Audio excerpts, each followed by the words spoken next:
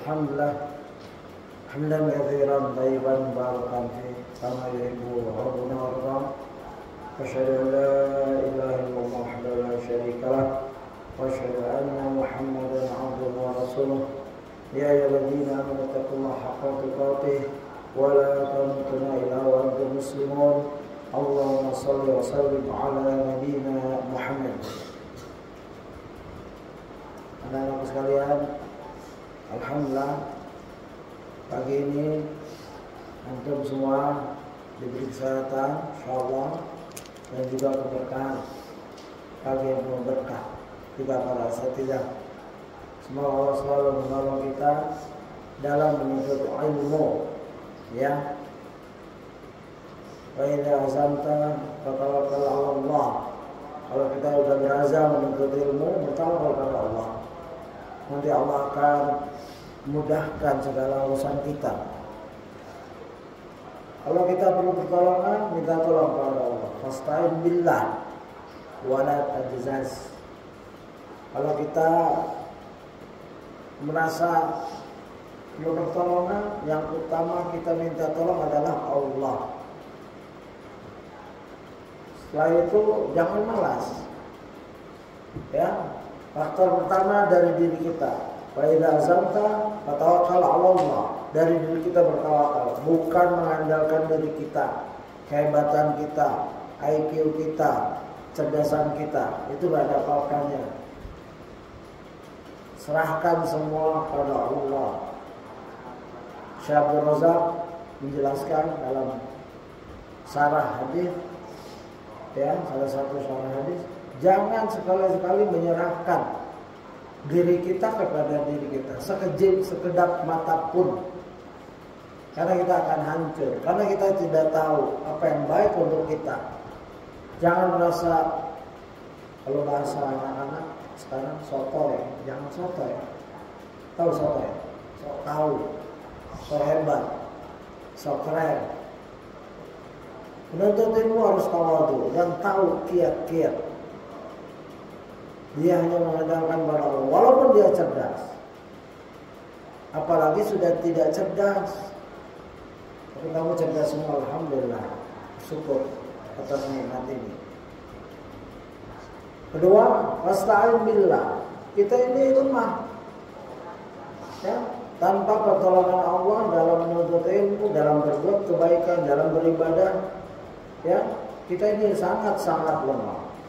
Allahumma a'inni ala dzikrika wa syukrika wa husni ibadatik. Ya.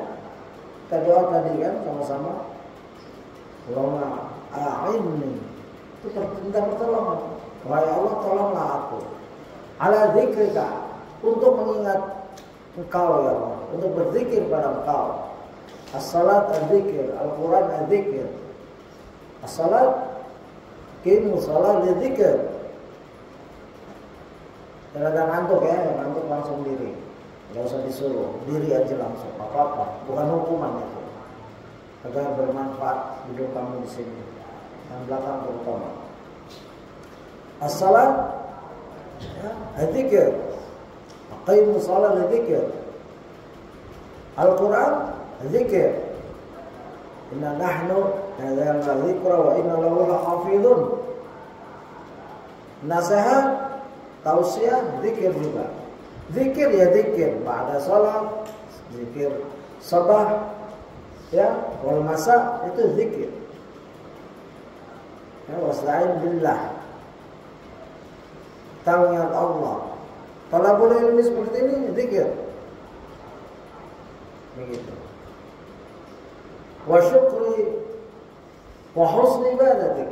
Syukur kita masih sehat, masih diberi usia oleh Allah SWT. Banyak anak-anak muda meninggal waktu muda. Ada kecelakaan, ada yang meninggal di trekking, ada yang meninggal lagi hacking, ada yang meninggal lagi sabu, ada yang meninggal tawuran. Masih muda, seusia kamu. Ada yang dibegal, ada yang melakukan fa'ilun atau maf'ulun, dibegal, ada yang membegal. Ya, Kita bersyukur bisa duduk menuntut ilmu. Orang tua kamu ngirim ke sini, yang satunya mungkin kamu lagi main, kawan kamu yang gak rontok juga lagi main mungkin game dan lain-lain. Kamu duduk di sini baca Quran bersama alhamdulillah, syukuri itu semua. Karena tidak semua orang dipilih oleh Allah untuk mendapatkan nikmatnya. Ya, wa syukri, ya, wa husni ibadati. Syukur, ya, yang kebanyakan manusia tidak pandai bersyukur atas nikmat-nikmat Allah. Nikmat yang paling besar adalah diutusnya Rasulullah SAW. Ya, itu yang nikmat yang paling kita harus hargai, yang harus kita ingat-ingat selalu. Karena beliau Rasulullah SAW adalah nikmat dan anugerah yang agung dari Allah SWT. Laqad manallahu 'alal mu'minina id ba'atsa fihim rasulan min anfusihim yatlu 'alaihim ayatihi wa yuzakkihim wa yu'allimuhumul kitaba wal hikmah wa in kanu min qablu lafi dhalalin mubin. Ayat ini ada di halaman 136 dalam tema yaitu cintailah Rasulullah SAW. Di video ada video 45A, 46B, 46, 47C, selesai itu. 3 kali pertemuan. Ya, karena penting. Cintailah Rasulullah SAW. Jadi nikmat terbesar, syukri ibadati. Kita bersyukur atas nikmat-nikmat, dan nikmat yang paling agung kita mengenal Rasulullah SAW dalam rangka mengenal Allah. In kuntum tuhibbunallah fattabi'uni yuhibbukumullah. Kita mencintai Allah, tapi tidak ada jalan. Jalan itu tertutup. Orang tak akan bisa mencintai Allah dengan benar. Makanya ada kaum yang tarekat, yang rusak, berasa bersatu dengan zat Allah. Dia mencintai Allah bukan tidak. Dia sangat cinta bahkan, tapi bodoh. Tidak tahu jalannya. In kuntum tuhibbunallah fattabi'uni yuhibbukumullah. Kalau kita ingin dicintai Allah, tidak ada jalan lain kecuali apa? Ya. Fattabi'uni, ikuti aku. Ittiba. Di sini pentingnya syahadat. Asyhadu an la ilaha illallah wa asyhadu anna Muhammadan abduhu wa rasuluh. Ya. Jadi anak-anakku sekalian bersyukur. Wa syukri wa husni ibadati. Pagi-pagi kita sudah minta tolong pada Allah. Ya Allah, perbaikilah ibadahku. Karena sesuai dengan wa ma khalaqtul jinna wal insa illa liya'budun. Tidaklah kita diciptakan wa ma khalaqtul jinna wal insa, ya. Tidaklah aku menciptakan al-jin wal ins, jin dan manusia, illa liya'budun, kecuali untuk beribadah padaku. Wa husni ibadati, beribadah padamu ya Allah. Baguskan ibadahku kepadamu ya Allah. Makanya kita belajar salat di sini ada itu, anak-anak sekalian. Kita lihat ustaz kita bertanya, kenapa rukuk seperti ini? Kenapa sujud seperti ini? Terutama yang baru-baru datang, baru gabung, ahlan wa sahlan bikum. Semoga ya ahlan wa sahlan bitalamul ilmi. Ya, antum sudah bukan anak-anak lagi, sudah balik semua bukan? Ada yang belum balik? Yang belum balik angkat tangan. Kamu belum balik? Belum ya? Belum mimpi? Belum mimpi basah kan? Iya. Zaki sudah ya? Masya Allah. Tahun berapa Zaki balik? Hah? 12. Oh iya. Alhamdulillah. Jadi ada yang belum balik 1 orang di sini, ya. Nanti kalau kamu balik di asrama mimpi basah, jangan panik ya, dan jangan ada yang membuli. Boleh ucapkan ahlan wa sahlan wa marhaban bikum, boleh nikah. Ya, selamat bergabung. Kalau bahasa Inggrisnya join the club, artinya kamu sudah takalluf, sudah mukallaf, yaitu orang yang dibebani. Bukan urusan orang tua lagi sebenarnya kamu sholat apa enggak. Apalagi kamu di sini, orang tua nggak tahu kamu sholat apa enggak. Langsung kita pada Allah. Kamu baik apa enggak, langsung kita pada Allah. Ya, anakku sekalian. Balik nih, tinggal satu lagi. Jangan panik. Kalau mau tanya Ustadz berdua boleh. Ustadz, saya baru balik pengen dapat nasihat berdua saja. Ya, silakan. Boleh ke saya, boleh ke Ustadz Jun, Ustadz Asad, Ustadz Seb, dan Ustadz Syafiq, Ustadz yang ada di sini. Minta nasihat. Apa yang saya harus berbuat? Sudah tahu mandi wajib kan? Sudah tahu mandi wajib? Kamu sudah tahu mandi wajib? Sudah.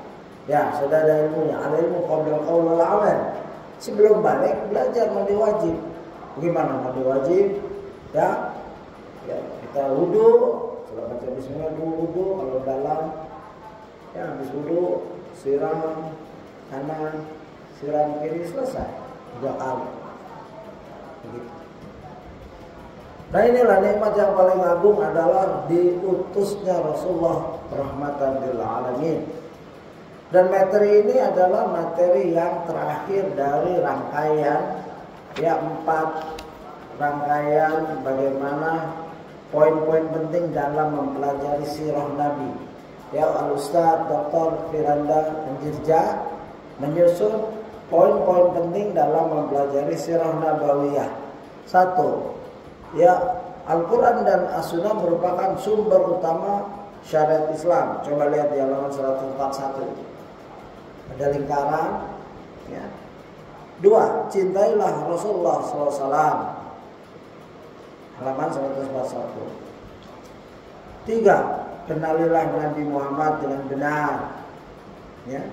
Atau mungkin kenalilah Nabi Muhammad dengan benar. Itu 1 yang di bawah. Kedua, Al-Quran dan Sunnah merupakan sumber utama syariat Islam. 3. Cintailah Rasulullah SAW. 4. Ini materi kita 4. Perhatikan kebijaksanaan Rasulullah SAW dalam bermuamalah. Nah, ini materinya. Ada materi yang di belakang, yaitu di halaman 126. Saya ingin bacakan sedikit. Yaitu, sudahkah kita berperan dalam menjayakan umat Islam? Ini di video ke-30-an ya. Sebelum 40 ya. Di belakang, video di belakang. Di beberapa tempat, bukan di sini. Kamu lagi libur. Di situ saya pernah menggambarkan jasa. Apakah sudahkah kita berperan dalam menjayakan umat Islam? Itu pertanyaan untuk diri kita, anak-anakku sekalian. Sudahkah kamu berniat ingin menjayakan Islam? Pertanyaan seperti itu anak-anak. Agar punya motivasi hidup ini. Kita boleh jadi orang yang gak dikenal sama siapa-siapa, tapi kita punya niat besar menjayakan umat Islam dan mengambil bagian. Ya, dengan baca Quran, menghafalkan Quran, mempelajari hadis, sirah nabawiyah, mengamalkan dan lain-lain. Niatkan itu, ya. Nah, saya pernah menjelaskan salah satu ya, untuk bersikap tawadu. Saya pikir kita udah tawadu. Kita mungkin berperan dalam, kalau Islam merupakan bangunan, mungkin kita cuma 1 bata. Bangunannya besar, 1 bata. Nah, itulah jasa kita. Mungkin. Ya, saya pikir kias atau permisalan itu sudah benar. Ya, Islam tuh besar, bangunan besar. Kita ini kalau punya jasa, kalau ada jasanya cuma bata aja 1. Rupanya kalau ditinjau secara hadis, permisalan saya itu nggak tepat. Ya, jadi kalau kita orang beriman, orang Islam yang taat pada Quran dan Sunnah, hendaklah sebelum bicara memang melihat ada hadis nggak, ada Quran nggak, ada hadis nggak, ada asar sahabat nggak, begitu. Kenapa saya bilang kurang tepat penggambaran kita? Misalkan jasa ulama sekarang mungkin seperti batu bata. Kalau mereka mungkin seperti ya, tumpukan batu bata.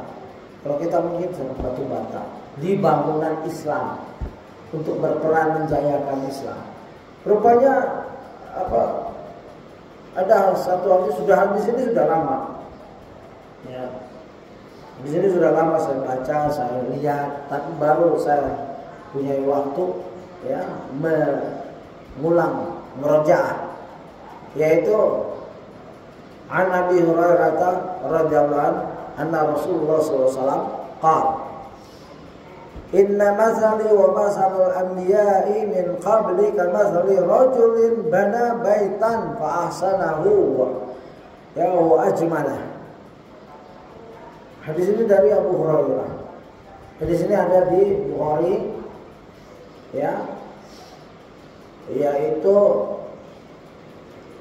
ada di Bukhari 3535, di Muslim 2286, di At-Tirmidzi juga, Sunan Ahmad, Musnad Imam Ahmad ada juga. Ya, hadis ini berbunyi perumpamanku. Ya, inna masali wa masala al-anbiya min qabli, perumpamanku ya dengan nabi sebelumku ialah seperti seorang lelaki membangun sebuah bangunan. Ya, begitu. Ya, bana baitan fa asanahu wa ajmalah. Ya, lalu dia bangun ini seperti seorang laki membangun sebuah bangunan. Aku dan nabi-nabi sebelumku, rasul sebelumku, seperti misalnya seperti seorang laki-laki bangun, ya, tukang gitu, membangun.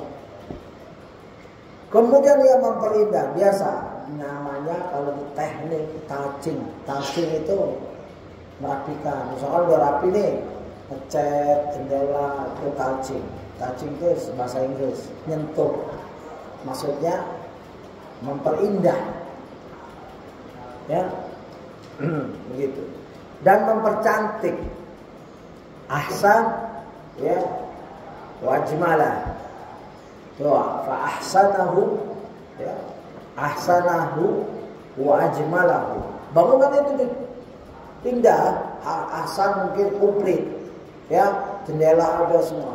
Terus ajmalah, catnya bagus, serasi, tepat, kombinasi warnanya, itu gambaran Islam. Nabi yang pertama, pokoknya semua nabi dan Rasulullah seperti seorang laki-laki membangun rumah, begitu. Ila maudhi'a labinati min zawiyah. Rumah itu bagus, sudah dihias, ya, kecuali satu tempat batu bata di salah satu sudutnya. Ya. Faja'ala nasu yatufuna bihi wa ya'jabuna lah. Lalu orang-orang ngiter, ya, ini bangunan nih, orang-orang ngiter, bagus ya rumah ini, keliling, tawaf. Mereka kagum, ya, lalu berkata, wa ya'jabuna, ya, takjub. Indah sekali ini rumah, masya Allah, subhanallah. Takjub, sambil keliling, sambil melihat, takjub. Wa yaquluna, lalu mereka berkata, orang-orang ini, ya, halla wudi'at hadhil labinatu qala fa'anna, ya, fa'ana labinatu wa ana khatimul anbiya, ya. Lalu mereka amboi, aduhai, ma ajmala, betapa indahnya rumah ini, ya, begitu. Ta'ajub dalam bahasa Arab, ma ajmala, ma ahsana, begitu ya. Tanya tuh guru nahwunya, di Eropnya gimana? Kenapa mansubun? Gitu. Orang-orang yang keliling kagum dengan keindahannya, tapi melihat, ya, alangkah sayangnya itu ada satu bata yang kosong. Ya, jika ada batu bata itu ditutup, diletakkan, ya, pasti lebih indah lagi, maksudnya begitu. Maka Nabi bilang, qala fa'ana, ya, labina, akulah labinah itu. Nanti saya jelaskan labinah itu. Khatimun nabiyyin, nabi yang terakhir. Jadi ya, saya istighfar atas perumpamaan kita berperang seperti batu bata. Sebenarnya dalam Islam kita mungkin, kalau Rasulullah itu batu bata, labina tadi, labina nanti saya jelaskan, itu kita mungkin debunya, debu dibagi 1000, debu dibagi miliaran. Bukan labina, bukan bata itu sendiri, bata itu Rasulullah SAW. Saking tawadunya, dia hanya satu bata dari bangunan Islam yang indah sejak Nabi pertama. Ya begitu tawadunya Rasulullah. Fawaid dari hadis ini, kita nggak boleh sombong. Oh, saya sudah berjasa, saya punya ini, saya sudah berjuang saya sudah menghafal ini, saya sudah belajar bahasa Arab, saya sudah nulis buku. Nggak boleh. Kalau Rasulullah sekedar labina itu dijelaskan oleh Sarah, ya saya jelaskan di sini. Labina adalah batu bata yang belum dibakar, ya. Kalau batu bata yang sudah dibakar, maksudnya itu ajurah, ya. Silakan lihat di, ya, sarahnya, sarah dari sunnah atau di Fathul Bari ada. Ajurah itu udah dibakar, dicetak, dibakar. Kalau labina masih lembek, tumpukan, ya, bakal bahan dari bata. Begitu tawadunya Rasulullah, dan ini ilham dari Allah. Tidak ada kesombongan, padahal beliau rahmatan lil alamin. Kok kita maku batu bata? Ya kita beristighfar. Kalau memang peran kita di dunia kemajuan Islam ada, ya paling satu atom dibagi lagi, atau kalau belajar fisika, nggak tahu ini benar apa enggak, secara internasional universal begitu, atom dibagi elektron, proton, elektron, neutron. Saya lupa susunnya. Atom yang di tengah, neutron, proton, elektron yang keliling. Tuh. Itu mungkin elektron doang yang paling kecil. Massa yang paling kecil elektron. Ya, belajar fisika kan? Elektron sekarang, ya waktu Ustadz belajar di Australia, di University, baca buku sebelum ini ada tulisan kaki, elektron yang dulu orang bilang paling kecil, masih ada lagi benda kecil, yaitu kuark. Kuark 3/4 elektron, lebih kecil dari elektron. Nah, kalau kita itu mungkin kuat saja, kalau ada jasanya, ya, di Islam. Ya, kuat itu masanya ada, silakan cari di Google. Kuat 3/4 elektron. Elektron masanya juga ada. Proton masanya ada. Neutron itu netral.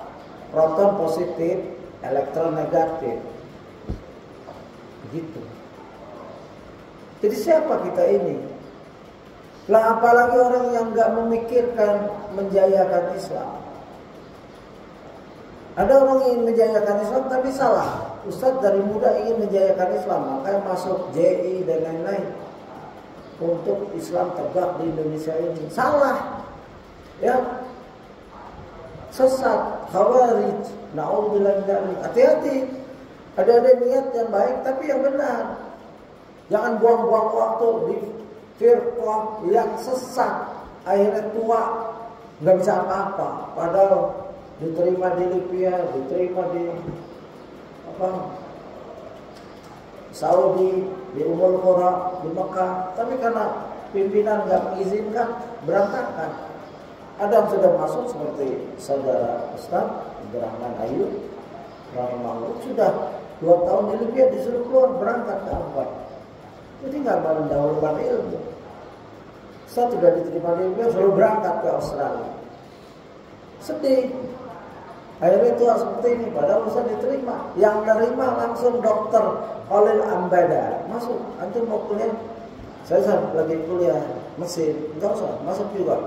Pagi di Jayabaya, sore di pagi di Libya, sore di Jayalaya. Ya, tapi karena firqah kita salah, nggak mendahulukan ilmu, masih muda disuruh berjuang, disuruh menegakkan negara Islam di Indonesia.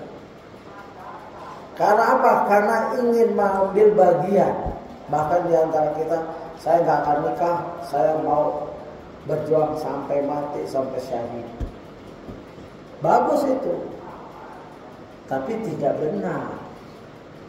Ya, itu himmah, semangat, tapi tidak dalam koridor hidayah. Yang benar adalah menuntut ilmu. Semudah kamu ini menuntut ilmu, semangat. Jangan sampai hidup seperti di Uyghur. Uyghur itu sholat nggak boleh, puasa nggak boleh, ya, dan lain-lain, baca Quran nggak boleh. Di daerah perbatasan Turki dan Cina itu disembunyikan. Dan jangan sampai seperti di Palestina sudah nggak kuat, ya mau baca Quran gimana, mushafnya hancur, gedung hancur, madrasah hancur. Kamu agama yang seperti ini maka nikmati, bersyukur pada Allah, ya, dengan mengkaji, ya, begitu. Jadi kita bukan batu bata dalam perjuangan Islam, kita hanya debu dibagi lagi molekul atau elektron. Ya, kalau kamu paham itu zarrah, ya, wa may ya'mal mithqala dzarratin khairan yarah wa may ya'mal mithqala dzarratin syarran yarah. Kalau bahasa Quran zarrah, mungkin kita zarrah saja itu, ya, itu pun belum zarrah, ya. Tapi kalau ada andil kamu dalam menjayakan Islam, insya Allah ya sebesar zarrah, nah pasti Allah melihat, niscaya Allah akan balas, ya. Al-jaza min jinsil amal. Ini bukan hadis, tapi istilah kaidah yang tepat, balasan sesuai, ya, dengan amal kita. Wa may ya'mal mithqala dzarratin syarran yarah. Kalau buat buruk sebesar zarrah sendirian, tetap kita akan lihat, ya. Hadis di dalam tafsir dijelaskan itu. Baik, kita masuk ke materi. Ya, jadi kita bersabar dalam membaca sirah Nabawiyah ini. Dan hadis-hadis semisal ini sering akan tampak itu. Seperti hadis yang saya siapkan di sini, masali wa masalukum kamasali rajulin qada naran wa ja'al janadib wal farash yaqa'na fiha wa huwa yadhuhunna anha wa ana akhidun, ya, bihujazinkum anin nar wa antum tafallutuna min yadai. Coba dimulai dengan masali wa masalukum kama sali rajul. Perumpamanku dan dengan perumpamaan kamu, kita ini ialah bagaikan seorang yang menyalakan api. Ada orang menyalakan api, ya, lalu apinya nyala. Begitu apinya nyala, serangga-serangga datang bertebangan menjatuhkan dirinya ke dalam api tersebut. Ya, di sini, ya, faja'ala janadibu wal farash. Lalu nyebur. Biasa kalau haram itu cari cahaya, maka kalau lagi musim haram matikan lampu, begitu nyala dia akan ke arah cahaya. Begitulah perumpamaan ini. Ya, di mana manusia kita ini seperti haram, gak boleh lihat api, senang banget nyemplung ke api. Ya, padahal, ya, orang ini, ya, padahal aku maksudnya telah berusaha menghalaunya. Aku pun telah mencegah kamu semua agar tidak jatuh ke api. Api di sini neraka. Tapi kamu meloloskan diri dari tanganku. Ada melolos dari sini. Ya, orang ini, laki-laki ini sudah mencegah. Ya, haram atau serangga itu masuk ke api. Dia jagain gini, ada lolos. Jadi aslinya Rasulullah itu selain rahmat dan dijelaskan fungsinya, ya, biar mudah kita. Orang awam Baduy pun melihat, oh dia tahu haram, sering dia lihat api, sering dia lihat haram, nggak perlu S3 untuk mempelajari dakwah ini. Begitulah mudahnya Rasulullah. Karena semua dari Allah yang menciptakan otak, yang menciptakan perasaan. Jadi dicari yang paling mudah. Allah mewahyukan, ya, wa yantiqu 'anil hawa in huwa illa wahyu yuha. Tidak ada yang keluar dari mulutku, ucapanku, kecuali wahyu dari Allah. Pasti benarnya. Ya, permisalan ini yang penting hadis. Ini hadis Muslim 2285. Kalau Rasulullah seperti ini, tugasnya menghalau kita dari neraka. Ya, setiap kita ini udah ada tempat di neraka. Ya, nanti masuk kubur dilihatin. Begitu tanya, man rabbuka, man nabiyuka, ma dinuka, lolos langsung ditunjukin, ini tempat kamu di neraka. Karena kamu bisa menjawab dan amalan kau baik, ini tempat kamu sekarang di surga. Kalau orang kafir, ini tempat kamu di surga. Tapi kalau kamu nggak bisa jawab, amalan kamu buruk, ini tempat kamu di neraka. Ya, tempat kita digantikan oleh orang-orang kafir. Alhamdulillah. Jadi kita udah ada tempat di sana. Ya, begitu. Jadi hendaknya kita bersyukur atas nikmat ini dengan mempelajari sirah. Karena kamu sudah istirahat lama tidak baca sirah, ini motivasi dulu sebelum baca materinya. Materi perlahan-lahan. Silahkan nanti kalau ada liburan lihat video-video, nggak harus video saya, video Ustadz Firanda dan lain-lain. Ya, bedanya kalau video kita ini, kamu ada di situ di dalam. Oh, ini tanggal segini aku dengarin. Kalau ini saya nggak dengar. Begitu. Jadi hendaknya anak-anakku sekalian memotivasi diri dalam mempelajari sirah nabawiyah, Al-Quran, Sunnah, sirah nabawiyah. Ya, 3. Di antara itu adalah sekarang halaman 137. Perhatikan kebijaksanaan Rasulullah SAW dalam bermuamalah. Ya, jangan melihat kiri kanan bermuamalah. Lihat Nabi kita Muhammad SAW. Kehidupan Rasulullah SAW saya bacakan. Al-Ustadz menulis, Ustadz Firanda menulis dalam tema yang keempat. Perhatikan, ya, kiat-kiat mempelajari sirah nabawi. Yang keempat adalah perhatikan kebijaksanaan Rasulullah dalam bermuamalah. SAW dalam bermuamalah. Kehidupan Rasulullah SAW secara keseluruhan adalah kebijaksanaan. Bijaksana Rasulullah itu, nggak ada kekurangan, nggak ada ketimpangan, nggak ada kecurangan, culas tidak ada. Contohnya apa? Baru perang Hunain, Rasulullah langsung bagi-bagi harta. Ada sahabat, ya, sebagian sahabat ada yang nganggur itu, kok yang dibagi ini. Ya, nanti dijelaskan semua oleh Rasulullah. Ada satu orang Zulkhuwaisirah, nyatakan, idil ya Muhammad, idil ya Rasulullah. Rasulullah marah. Kalau aku yang dipercaya oleh penduduk langit, yaitu oleh Allah dan penduduk langit, dan dipercaya oleh muka bumi ini, nggak adil. Siapa lagi yang adil? Ya, Khalid langsung ingin menebas. Muamalah Rasulullah sudah bijaksana, nggak usah dikritik. Hadis itu penuh kebijaksanaan, adil. Nggak usah sok kritik-kritik. Nggak ada ulama sunnah salaf mengkritik matan. Kalau matan itu sahih, kritiknya sanad. Tahu ya, matan dan sanad. Oh, ini sanad dhaif. Ya, oh ini matruk ditinggalkan. Oh, ini dhaif jiddan. Oh, dia banyak lupanya. Setelah tua bukunya terbakar. Ini kritikan. Tapi kalau matan, kalau mereka nggak bisa, akalnya sudah, mereka silakan amantu, ya. Kami beriman, sudah begitu.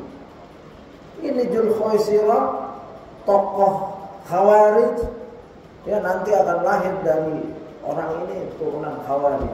Baca Quran, hafal, jago, kuat, tapi nggak paham.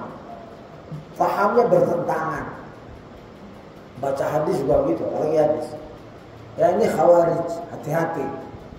Tidak cukup menghafal Quran, harus tafsir yang benar. Ya, harus dapat petunjuk dari para ulama, mufassirin yang sahih, yang bermadzhab salafus saleh. Begitu. Apapun pendapat dan sikap beliau SAW yang pilih. Jadi apapun pendapat dan sikap yang beliau SAW pilih, itu udah bijaksana sudah. Ya. Jangan coba-coba otak kita, oh, kok Rasulullah begini, jangan. Tawakuf, diam, sami'na wa ata'na. Kalau bertentangan dengan hawa nafsu kita, pastikan salahkan nafsu kita. Kalau bertentangan dengan akal kita, pastikan yang salah itu akal kita. Nggak nyampe istilahnya. Maka dipastikan bahwa ia merupakan kebijaksanaan. Ini perlu contoh-contoh anak-anakku sekalian. Seperti Rasulullah dalam perjanjian Hudaybiyah. Rasulullah menetapkan perjanjian yang kelihatannya seorang Umar radhiyallahu anhu agak kaget. Kok begini sih perjanjian? Ya Rasulullah, bukankah kita orang Islam? Ya. Bukankah Allah menolong kita? Ya. Tapi kenapa begini? Tapi Rasulullah, ya, Umar jalan ke Abu Bakar. Abu Bakar, bukankah kita orang Islam? Ya. Kenapa perjanjian ini? Diam saja Abu Bakar. Rasulullah punya perjanjian di Hudaybiyah karena tidak bisa masuk Mekah. Padahal ya janji mau masuk Mekah. Tapi Rasulullah nggak pernah bilang, aku tidak menjanjikan kita masuk Mekah ya tahun ini. Pasti masuk Mekah. Tapi tidak bisa dicegat oleh orang kafir, dianggap Rasulullah ingin perang, stop, digeledah, ya, ditahan di Hudaybiyah. Jadilah perjanjian. Barang siapa ada orang Mekah masuk Islam ke Rasulullah, Rasulullah harus pulangin. Dan di sana mungkin dibunuh di ini. Barang siapa ada orang yang sudah Islam di Madinah terus pengen balik ke Mekah dan pengen murtad, Rasulullah harus izinkan. Dan lain-lain. Ini kebijaksanaan Rasulullah yang tidak dipahami oleh sahabat sekelas Umar radhiyallahu anhu. Abu Bakar diam bersabar. Dan hikmahnya panjang. Dengan perjanjian Hudaybiyah ini adalah deposit atau DP, ya, deposit untuk kemenangan Fathul Mekah. Ya, Fathul Mekah langsung masuk. Ya, membaca suratul Fatihah itu tahu. Ya. Apa itu? Ru'ya bil haq. Ru'ya bil haq, mimpi yang benar. Ya. Begitu. Sekarang apa? Saya lupa. Ru'ya bil laqad sadaqallahu rasulahu ru'ya bil haq. Ya. Begitu. Ru'ya bil haq, mimpi yang benar bahwa mereka akan masuk. Ya. Masuk Makkah, Fathul Makkah. Itu kebijaksanaan yang seorang sahabat Umar tidak mampu. Inilah salah satu faedah utama dari mempelajari sirah nabawiyah, yakni mendulang hikmah dan kebijaksanaan dalam bentuk yang terbaik. Kalau kita, kehidupan kita, hati kita, pikiran kita, akal kita ya penuh dengan Al-Quran dan Sunnah dan faham yang benar, walaupun mungkin sedikit, nggak seluruh 30 juz. Ya ada beberapa ayat yang kita cinta, dari kecil kita cinta ayat itu. Ya, nggak paham nggak apa-apa. Nanti lama-lama kita dengar dari masyayikh, kita dengar, kita baca, itu akan nambah kepahaman. Bagaimana agama itu tiga ini yang akan ditanya di kubur. Man rabbuka, man nabiyuka, man dinuka. Tiga ini tapi dalam terus. Ya, atau dari ya seperti spiral terus. Makin luas, ulama makin luas. Tapi tiga ini, Allah ma'rifatullah bidalil, ya, ma'rifatul dinul Islam, ma'rifatul Nabi dengan dalil-dalil, dengan hujah-hujah. Yakni mendulang hikmah dan kebijaksanaan dalam bentuk yang terbaik. Sebagai contoh, lihatlah bagaimana metode Rasulullah SAW dalam mengambil hati orang lain. Dari mulai para istrinya, para sahabatnya, dan bahkan musuh-musuhnya sekalipun. Ini banyak contoh-contoh ini dan akan banyak ke depan. Ini baru jilid 1 ya, di halaman 137. Bagaimana Rasulullah sangat bijak dalam mengambil hati orang lain, para istrinya, para sahabatnya, bahkan musuh-musuhnya.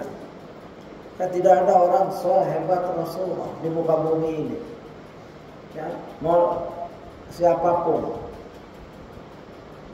Dan diakui, saya sudah banyak bacakan di video-video sebelumnya, ya, scholar, cendekiawan Barat, padahal kafir, Kristen, Yahudi mengakui keunggulan Nabi Muhammad SAW. Udah saya nggak akan ulang lagi di sini.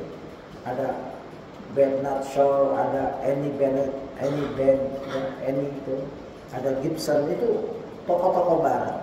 Bahkan Bernard Shaw, salah seorang penulis, jika ada tokoh yang bisa menyatukan seorang diktator di Eropa saat ini adalah Nabi Muhammad. Benar. Sekarang London itu karena banyaknya masjid, banyaknya orang pakai jilbab, jenggot, pici kayak kamu gini. Waktu saya di Australia banyak. Jangan malu Pak. Kita pakai kayak gini di Lakemba. Lakemba daerah Sydney, mayoritas Islam. Orang nggak pakai jilbab di situ malu. Itu orang pakai jilbab. Kalau di London sudah dinamakan London Stan, seperti Pakistan, Afghanistan. Ya di Melbourne ada Coburg, Preston, itu mayoritas Islam. Halal food banyak situ. Lakemba, Auburn, masjid terbesar, termegah di Australia ada di Auburn. Saya pernah sholat di dalamnya. Itu saya masih di sana baru selesai. Ya. Jadi kalau orang Indonesia yang sudah ditakdirkan kenal Islam, meninggalkan ajaran Nabi, orang lain, ya Allah kasih hidayah. Ya, kita ada harta, tahu nggak? Ini misal waktu saya masih muda, antara hidayah dan kesesatan. Monyet, tahu kan monyet? Monkey, girdun, dikasih semangka, dikasih berlian, diambil mana? Kalau diambil berlian cuma dia lihat apa ini uang. Kalau semangka dimakan. Itu girdun, monyet, monkey. Orang yang mengambil dunia seisinya daripada hidayah seperti monyet. Ya karena dia nikmati dunia, ya di Indonesia dia lahir di depannya ada semangka, di depannya ada berlian. Karena dia otak-otak monyet diambil, ya semangka dimakan, habis sudah. Berliannya dibuang. Padahal kalau ini monyet tahu berliannya diambil, dijual, bisa beli satu kebun semangka. Begitulah hidayah. Kita dapat hidayah, lahir di samping masjid, tidak sholat, ya, sibuk main game di malam, siangan, ya, siangnya tidur karena capek main game, sholat juga enggak, padahal azan. Ini seorang seperti monyet tadi, menikmati dunia yang sebentar, bermain-main, la'iban, walahwan, mata'ul ghurur, mata'ul qalil, kesenangan sementara. Habis itu, ya, sengsara di dunia dan akhirat. Jadi hati-hati. Kalau kita menolak hidayah, menolak Islam, masih banyak hamba Allah yang akan menerimanya di belahan Australia, Inggris, ya, Jepang, Korea, dan banyak.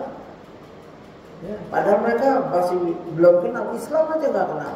Tapi sekarang sudah mulai ada anak muda dengan internet dia bisa masuk Islam. Belum nggak jumpa. Tidak pernah jumpa orang Islam, tapi dia chatting, dia baca, akhirnya dia bersyahadat. Baru dia jumpa. Begitu. Lihatlah bagaimana di awal Islam Rasulullah SAW tetap tawaf mengelilingi Ka'bah dengan ratusan berhala yang mengelilinginya selama bertahun-tahun tanpa menghancurkannya. Ya Rasulullah pernah tawaf, salat, padahal di Mekah, di Ka'bah itu masih ada berhala. Saya pernah ke Mekah, sekarang udah bersih. Sejak Fathul Mekah, hancurkan itu berhala-berhala. Hubal, ya salah satu tokoh Quraisy yang membawa Hubal dari Syria, itu siksaannya berat.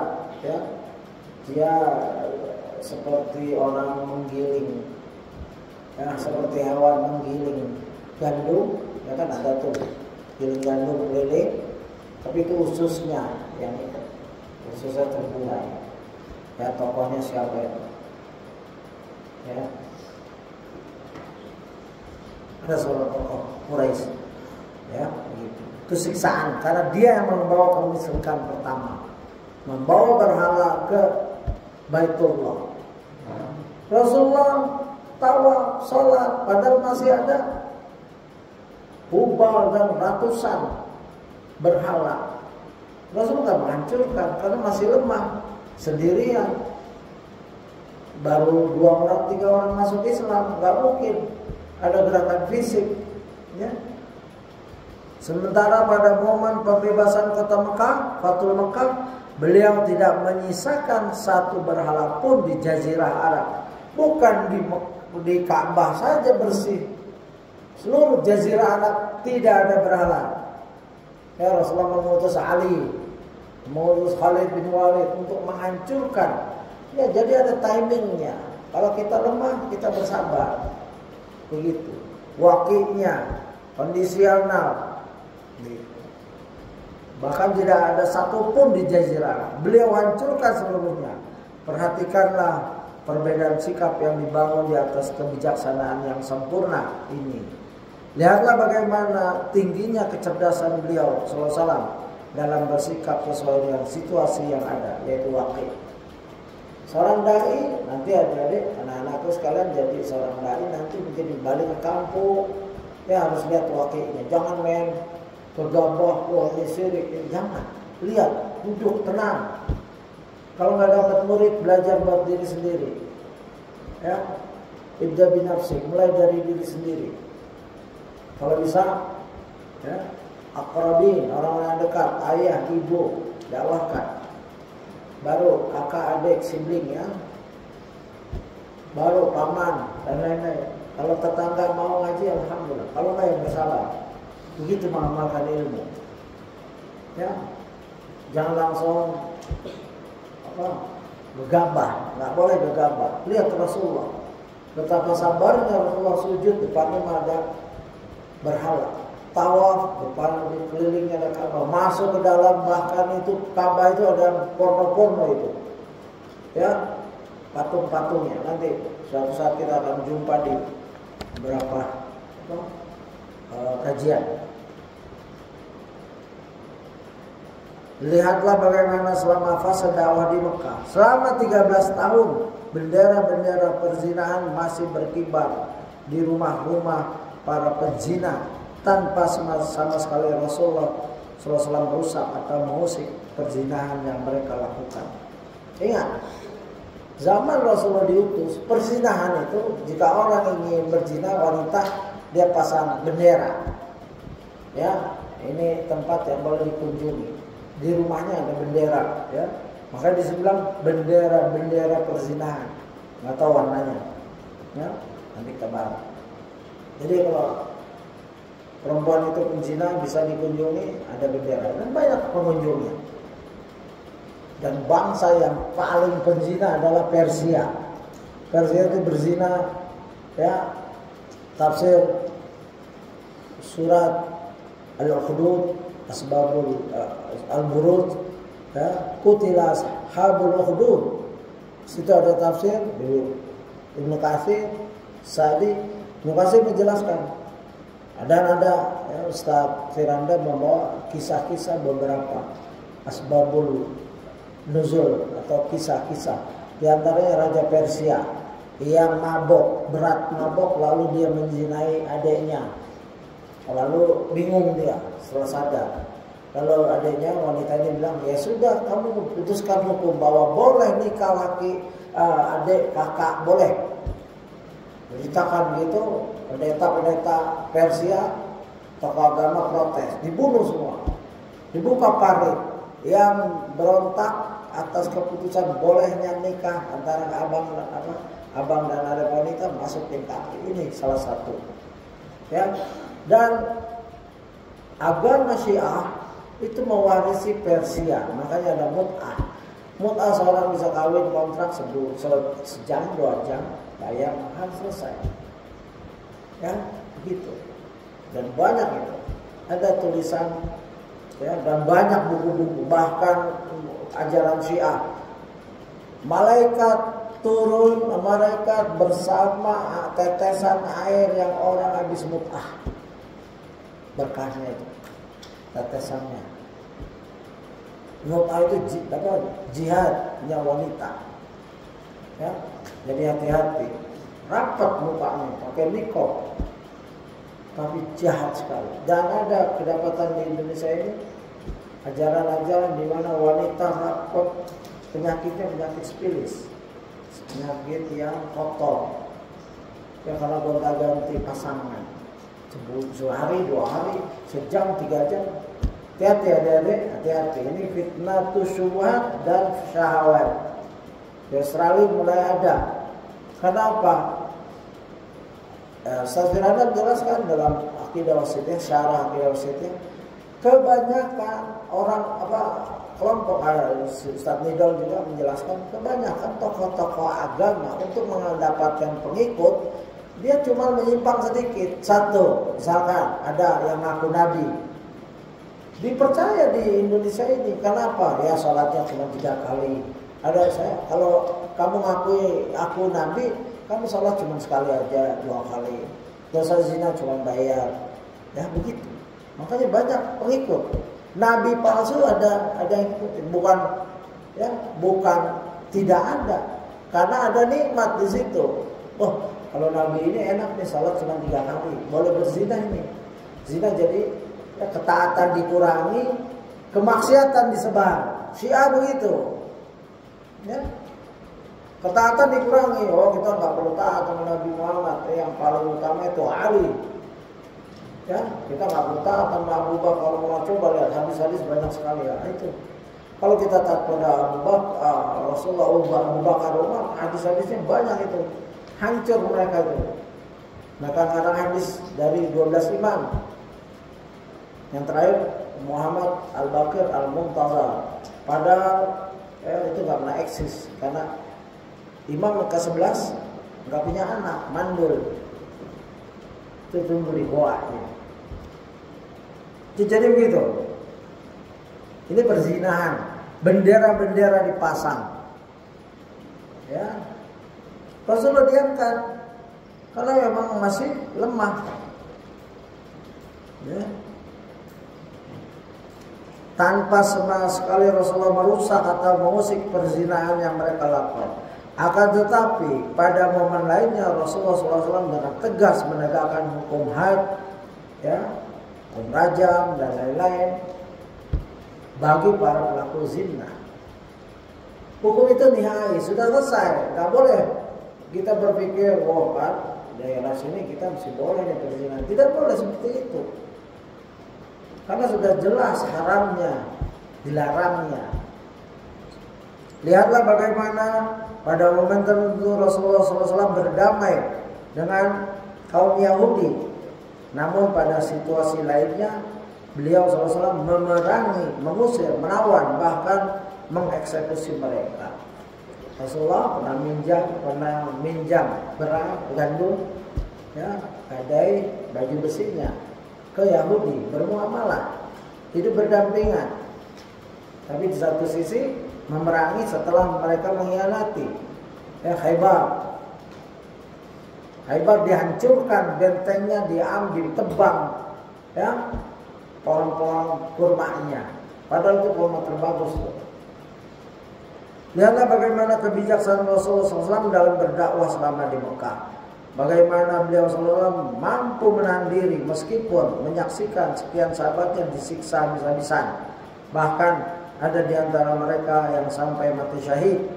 Lihatlah bagaimana Rasulullah SAW mampu menahan diri saat menyaksikan Yasir dan keluarganya disiksa dengan bengisnya oleh Abu Jahal.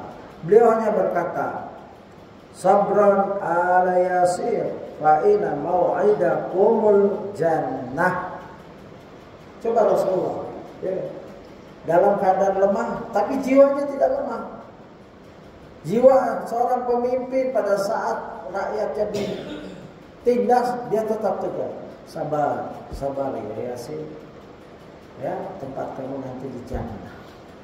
Dan ini berat sekali sisaannya keluarga Yasir ini. Bahkan ibunya ditusuk jantungnya. Ada kisah ya, ada kisah-kisah kafir Quraisy, silahkan dilihat nanti. Kafir Quraisy mengarahkan teror kepada kaum muslimin yang lemah. Ini dari As-Sunnah, bagus sekali ringkasan ya, di mana Yasar ya, Bani Makhzum mengirim keluarga Yasir ini ke padang pasir Mekah. Saat terik matahari membakar, lalu mereka disiksa di tengah panasnya sengatan matahari. Suatu ketika saat mereka sedang disiksa, Rasulullah SAW lewat. Beliau SAW bersabda, "Absiru ala Ammarin wa ala Yasir fa inna mau'idakumul jannah." Berbahagialah. Coba orang lagi disiksa suruh bahagia. Orang lagi disiksa nih, ya, di tengah matahari, diletakin, ditusuk dan lain-lain. Ya, absiru.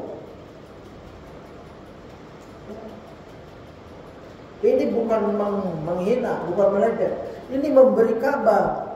Absiru. Ya, berbahagialah Al-Ammar dan keluarga Yasir, ya. Absiru ala Ammar wa ala Yasir fa aina mau'idukumul jannah. Tempat kamu nanti di jannah. Agar kuat lagi, agar tidak murtad, ya. Begitu. Jadi inilah seorang pemimpin, inilah Rasulullah SAW dalam keadaan lemah, ya. Beliau SAW menyemangatkan sahabat-sahabatnya, ya. Dan sahabatnya percaya karena Rasulullah orang yang amin, amanah, watanah dan lain-lain. Tabligh, menyampaikan apa yang beliau dapatkan dari Allah, ya, sehingga menguatkan keimanan. Orang yang pertama kali mati syahid dari keluarga ini secara khusus dan dari kalangan Islam secara umum yaitu ibunya Ammar yang bernama Sumayyah. Ingat, dalam Islam ada syahidah khusus, ada syahid pertama, syahidah pertama dan syahid pertama, yaitu keluarga Ammar, yaitu Sumayyah. Ya, begitu. Ibunya Ammar yang ditikam jantungnya oleh Abu Jahal, lain yang laknat dengan menggunakan tombak. Ada yang bilang di tombak, ada yang bilang dimasukkan tombak, ya, dari apa kemaluannya. Wallahu a'lam. Yang benar yang mana? Tapi di sini kita ambil yang tikam jantungnya. Adapun anak mereka yaitu Abdullah dilempar sehingga meninggal juga. Maka tinggallah Ammar dan mereka pun menyiksa Ammar dengan berbagai siksaan sampai akhirnya bisa memaksa Ammar mengucapkan kalimat kufur, ya, dengan lisannya. Ammar disiksa, ya, sampai terkeluar ucapan kufur, begitu. Tapi Allah ampunkan dengan berdasarkan ayat man, ya, a'udzubillahi minasyaitonir rajim, man kafara billahi ba'di imanihi ila man ukriha wa qalbuhu mutmain, ya, bil iman. Barang siapa yang kafir kepada Allah, sudah dia beriman, dia, ya, mendapatkan hukuman Allah. Kecuali orang yang dipaksa kafir padahal hatinya tetap tenang dalam keimanan, maka ia tidak berdosa. Kalau dipaksa sampai mengancam, ada dua pilihan. Kalau seorang ulama tokoh, ya, dia bertahan sampai dia syahid lebih afdal, ya. Tapi kalau orang-orang awam, ya, boleh dia, ya. Misalkan Ammar itu dipaksa, ya, dalam kisah-kisah film-film itu ada salah. Dulu saya nonton waktu kecil, suruh bilang bubar, Lata, Uzza dan lain-lain, ya. Bilal bin Rabah juga disiksa, begitu, oleh Umayyah, ya, lalu ditebus oleh Abu Bakar, gitu.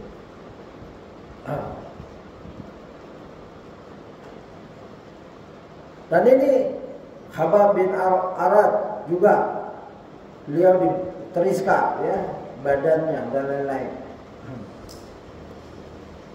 Dan ada yang disalib atau diikat mau dicincang-cincang.